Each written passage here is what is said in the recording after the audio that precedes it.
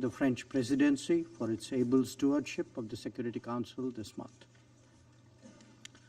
I also thank Secretary General Antonio Guterres for his briefing and take note of the remarks made by ICC Prosecutor Karim Khan.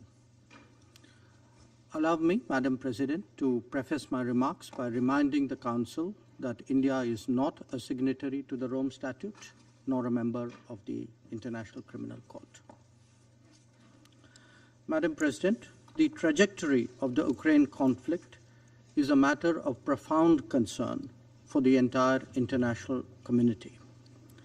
The future outlook appears even more disturbing.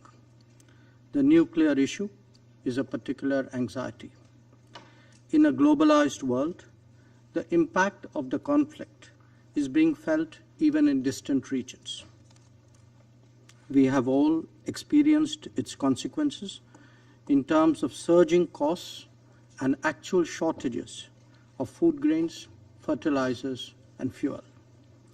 On this score, too, there are good grounds to be worried about what awaits us. The Global South, especially, is feeling the pain very acutely. We must, therefore, not initiate measures that further complicates the struggling global economy. And that is why India strongly reiterates the need for an immediate cessation of all hostilities and a return to dialogue and diplomacy.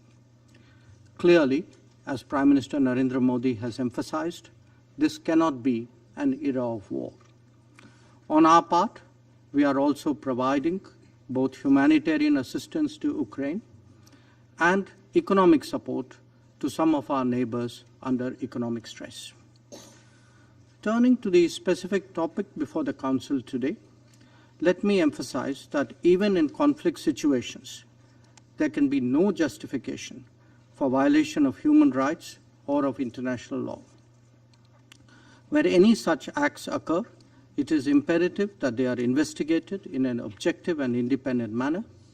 This was the position we took with regard to the killings in Bucha, and this is the position we take even today.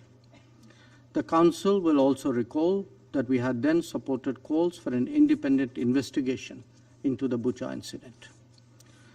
The fight against impunity is critical to the larger pursuit of securing peace and justice. The Security Council must send an unambiguous and unequivocal message on this count.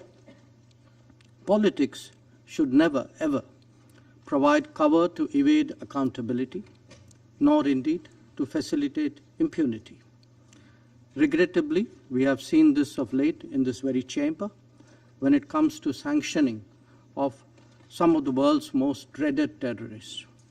If egregious attacks committed in broad daylight are left unpunished, this Council must reflect on the signals we are sending on impunity. There must be consistency if we are to ensure credibility. Once again, let me emphasize, Madam President, that the need of the hour is to end this conflict in Ukraine and return to the negotiating table. This Council is the most powerful contemporary symbol of diplomacy. It must continue to live up to its purpose. The global order that we all subscribe to is based on international law, UN Charter, and respect for the territorial integrity and sovereignty of all states. These principles, too, must be upheld.